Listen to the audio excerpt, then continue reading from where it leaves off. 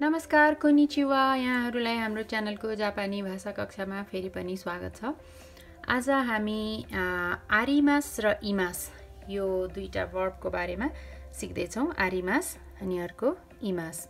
यसको root form हुन्छ अथवा डिक्सनरी फर्म हुन्छ आरु।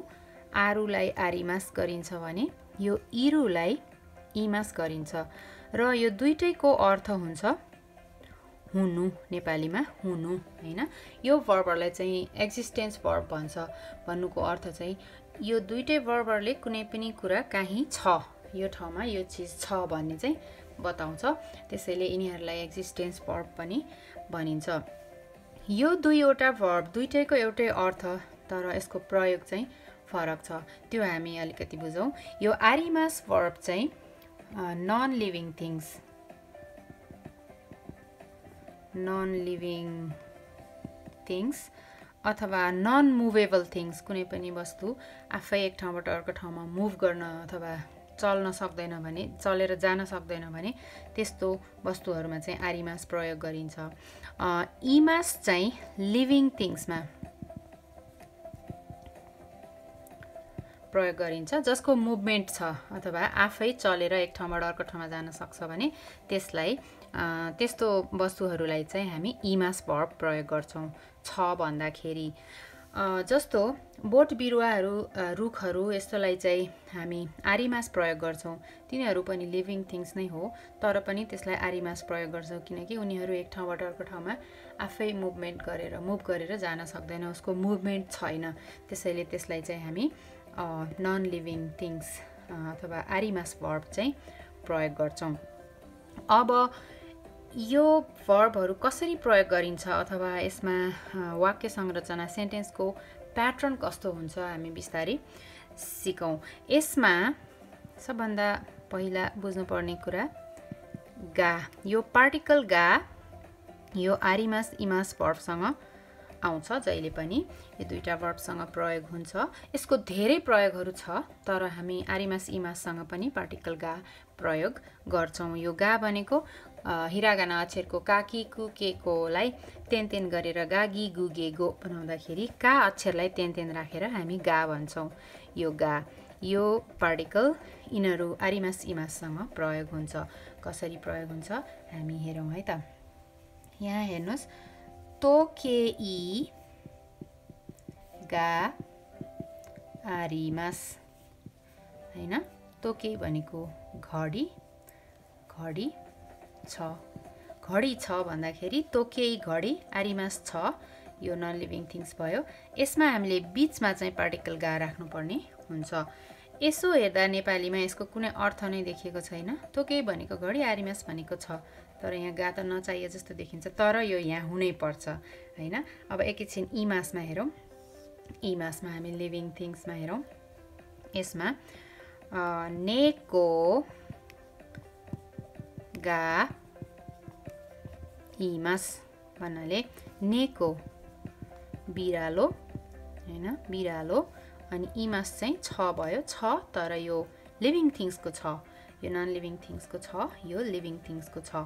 यसमा नेको बिरालो इमास छ अनि गा चाहिँ नभए जस्तो लाग्छ, तर हामीसँग यहाँ गा पार्टिकल हुनै पर्छ यो नेको र इमासको बीचमा। अब अर्को एउटा पनि हेरौं। कि गा आरिमास हैन।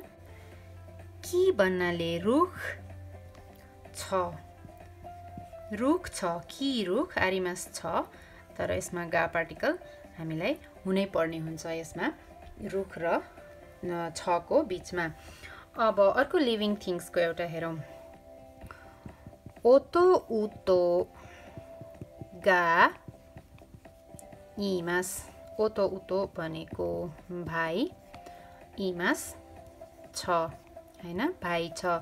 ओतो उतो भाइ इमास छ, अनि हामीले यहाँ गा पार्टिकल चाहिँ बीचमा राख्नै पर्ने हुन्छ। भाइ भन्नाले यो लिभिङ थिंग्स, यो ह्युमन व्यक्ति भयो, तर यो चाहिँ लिभिङ थिंग्स नै हो, तर यो जनावर भयो।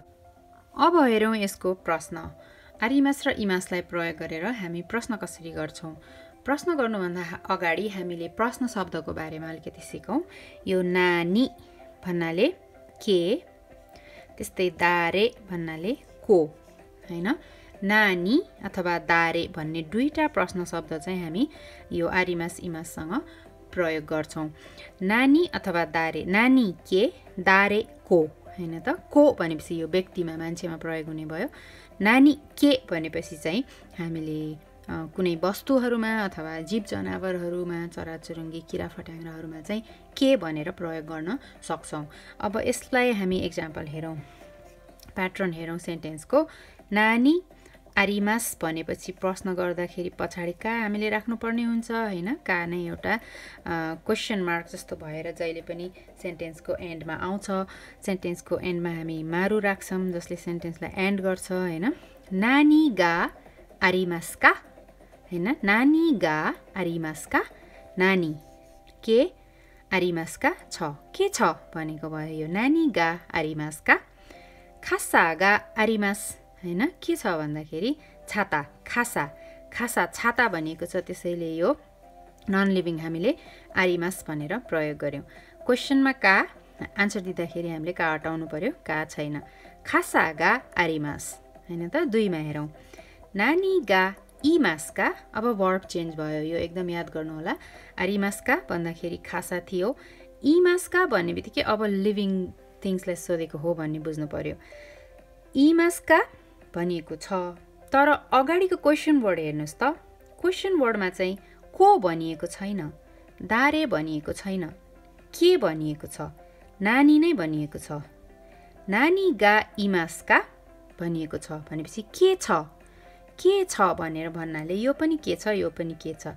तर यो र योमा फरक छ, किनभने यहाँ आरिमास छ, यहाँ इमास छ। यो चाहिँ नन लिभिङ थिङ्सको लागि थियो। यो चाहिँ लिभिङ थिङ्स त हो, तर एक्सेप्ट ह्युमन बिइङ, मान्छे होइन है भन्ने बुझिन्छ। के छ भन्ने बित्तिकै, को छ भनेको भए मान्छे हुन्थ्यो, के छ भनेपछि कुनै क्रिचर, जीव जनावर, चराचुरुङ्गी, किरा फट्याङ्ग्रालाई हामीले युज गर्न सक्छौँ। के छ भनेर भनिएको छ। अब उत्तर हेरौँ, उसी गा इमास, के छ त, गाई छ हैन। गाई छ भनेर उसी गा इमास हैन, यो गाई भएको भएर पछाडि इमास आयो। अब तेस्रोमा जाउँ, दारे गा इमासका, दारे गा इमासका। अब चाहिँ को छ भनेर प्रश्न आयो, को छ हैन। को दारे भनेर आयो, हु को भन्ने बित्तिकै अब हामीले यो बुझ्नुपर्छ, यो चाहिँ पक्का पनि मान्छेलाई नै सोधिएको हो। को व्यक्ति छ अथवा को मान्छे छ। दारे गा इमासका, वर्ब पनि इमास छ, लिभिङ थिङ्सको वर्ब छ। क्वेशन वर्ड पनि मान्छेलाई प्रयोग गर्ने क्वेशन वर्ड छ भनेपछि को छ। अब उत्तर हेरौँ, चिची गा इमास हैन। चिची, चिची भनेको बुवा, फादर हैन। चिची, चिची गा इमास भनेपछि बुवा हुनुहुन्छ हैन, बुवा हुनुहुन्छ। नानी गा आरिमासका, non living things, totally non living things. नानी गा इमासका, लिभिङ थिङ्स तर मान्छे बाहेकको लिभिङ थिङ्स। दारे गा इमासका भनेपछि त्यो चाहिँ मान्छे अथवा व्यक्तिलाई प्रयोग गर्ने। अब यहाँ हामी केही एडभर्बहरू सिक्छौँ, क्रिया विशेषण भन्छौँ हामी यसलाई हैन। यो एडभर्बहरू चाहिँ यो आरिमास र इमास वर्बसँग प्रयोग गर्न सिक्छौँ हामी। कुनै पनि वस्तु छ भन्ने त हामीले सिक्यौँ, वस्तु अथवा जनावर अथवा मान्छे छ भन्ने सिक्यौँ, तर कहाँ छ, के छ, कुन ठाउँमा छ, कसरी छ भन्ने कुरा पनि हामीले सिक्नु जरुरी छ, त्यो हामी सिक्दैछौँ। यो एडभर्बहरू हेरौँ, यो नाका भनेको भित्र, भित्र, सोतो चाहिँ बाहिर, बाहिर, त्यस्तै गरेर उए चाहिँ माथि, सीता भनेको तल, हिदारी यो देब्रे, देब्रेपट्टि, मिगी दाहिने, त्यस्तै गरेर सोबा भनेको छेउमा, छेउ अथवा छेउमा, मावारी भनेको चाहिँ वरिपरि भन्ने हो। यति एडभर्ब अहिले हेरौँ, धेरै छन् एडभर्ब, हामीले अहिले साधारण एडभर्बहरू मात्र लिएका छौँ। यिनीहरूसँग, यो एडभर्बहरूसँग हामी आरिमास इमासलाई कसरी प्रयोग गरिन्छ यसलाई हेर्दैछौँ।